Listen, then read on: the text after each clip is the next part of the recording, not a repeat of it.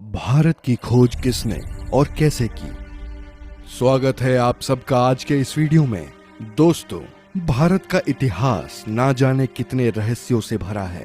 भारत एक प्राचीन देश है जो अपने बीते सालों में हमेशा से हर मामलों में परिपूर्ण रहा है। न केवल धन वैभव से बल्कि प्रकृति से भी हमेशा से परिपूर्ण रहे हैं और इसीलिए भारत पर लोगों की बुरी नजर भी रहती है। उसी समय यूरोप के लोग पूरी दुनिया में व्यापार करना चाहते थे। भारत में व्यापार करने के लिए उन्हें समुद्री मार्गों का पता नहीं था। उस समय अरब के लोग भारत के रास्तों को जानते थे, लेकिन उन्होंने यूरोप के लोगों को मार्गों के बारे में नहीं बताया। वास्को दी गामा पहले शख्स थे जिन्होंने भारत के समुद्री मार्गों को खोज निकाला था। कोलंबस भी भारत को खोजने गए थे, लेकिन अमेरिका जा पहुंचे। हालांकि आजकल पढ़ाया जाता है कि भारत के समुद्री मार्गों की वास्को दी गामा ने खोज की थी। सचमुच यह हद दर्जे की मूर्खता है कि भारतीय बच्चों को यह पढ़ाया जा रहा है कि वास्को दी गामा ने भारत की खोज की। पढ़ाया यह जाना चाहिए कि वास्को दी गामा ने यूरोप को पहली बार भारत तक पहुंचने का समुद्री मार्ग बताया। दरअसल पहले यूरोपी देशों के लिए भारत एक पहेली जैसा था।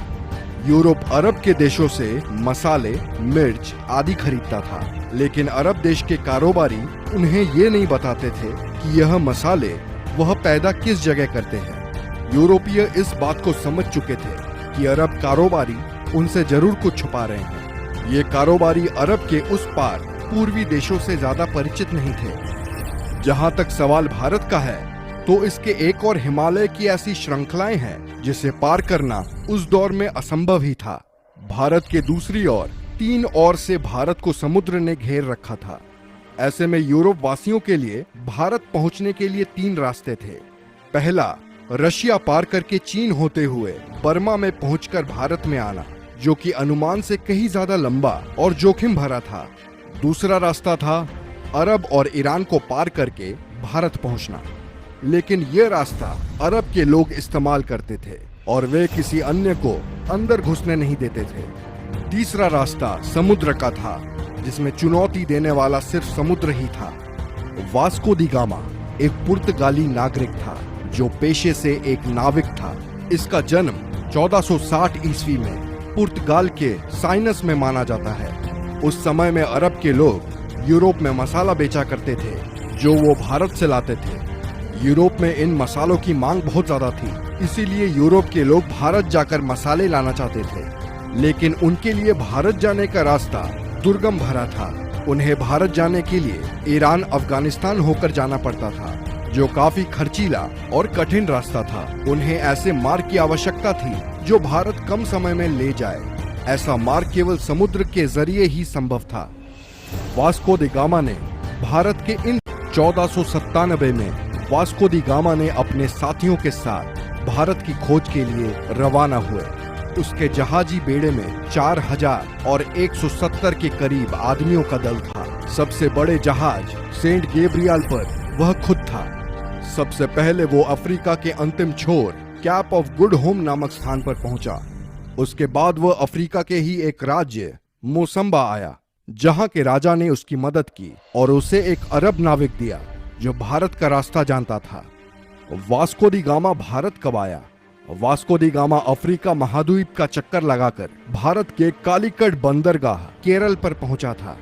20 मई 1498 की तारीख थी जब वास्को दी गामा भारत के कालीकट बंदरगाह पर पहुंचा। भारत की खोज का यह सफर करीब 10 महीनों का रहा। भारत आकर वास्को दी गामा ने स्थानीय राज्य के राजा से व्यापार का समझौता किया। उसने कई प्रकार के मसाले खरीदे। भारत से पुर्तगाल आने के दौरान समुद्री तूफान से उसके जहाजी बेड़े को नुकसान पहुंचा और उसके दल के कई लोग मारे गए। पुर्तगाल लौटने पर उसका भव्य स्वागत किया गया। अगली बार भारत आने पर उसने कालीकट के राज्य पर आक्रमण कर दिया और कत्लेआम लूटपाट की। वास्को दी गामा ने यूरोप के लुटेरों, शासकों और व्यापारियों के लिए एक रास्ता बना दिया था। इसके बाद भारत पर कब्जा जमाने के लिए यूरोप के कई व्यापारी और राज्यों ने कोशिश की और समय समय पर वे आए और उन्होंने भारत के केरल राज्य के लोगों के धर्म बदलने में महत्वपूर्ण भूमिका निभाई। पुर्तगालियों की वजह से ब्रिटिश लोग भी यहाँ आने लगे। अंततः 1615 ईस्वी में यह क्षेत्र ब्रिटिश अधिकार में आया। 1698 ईस्वी में यहाँ फ्रांसीसी बस्तियां बसी। फ्रांस और ब्रिटेन के बीच के युद्ध के काल में इस क्षेत्र की सत्ता बदलती रही। 1503 में वास्को पुर्तगाल लौट गए और 20 साल वहां रहने के बाद वह भारत वापस चले गए। 24 मई 1524 को वास्को दी गामा की मृत्यु हो गई। लिस्बन में वास्को के नाम का स्मारक है। इसी जगह से उन्होंने भारत की यात्रा शुरू की थी। दरअसल 1492 में नाविक राजकुमार हेनरी की नीति का अनुसरण करते हुए किंग जॉन ने एक पुर्तगाली बेड़े को भारत भेजने की योजना बनाई ताकि एशिया के लिए समुद्री मार्ग खुल सके। उनकी योजना मुसलमानों को पछाड़ने की थी, जिनका उस समय भारत और अन्य पूर्वी देशों के साथ व्यापार का एकाधिकार था। एस्टावोडी गामा को इस अभियान के नेतृत्व के लिए चुना गया, लेकिन उनकी मृत्यु के बाद वास्को द गामा ने उनका स्थान लिया। ये कहना कि भारत की खोज कब हुई महज एक बेतुका सवाल है। भारत किसी की खोज का मोहताज नहीं है। इस देश का इतिहास कुछ हजार या लाख नहीं, करोड़ों साल पुराना है। वैसे आप लोगों को क्या लगता है, क्या भारत की खोज का श्रेय एक व्यक्ति को देना सही है? अपने व्यूज हमें कमेंट सेक्शन में बताएं। वीडियो अच्छी लगी हो तो लाइक करें, शेयर करें और ऐसे ही अमेजिंग वीडियोस के लिए हमारे चैनल को सब्सक्राइब करें। मिलते हैं अगले वीडियो में।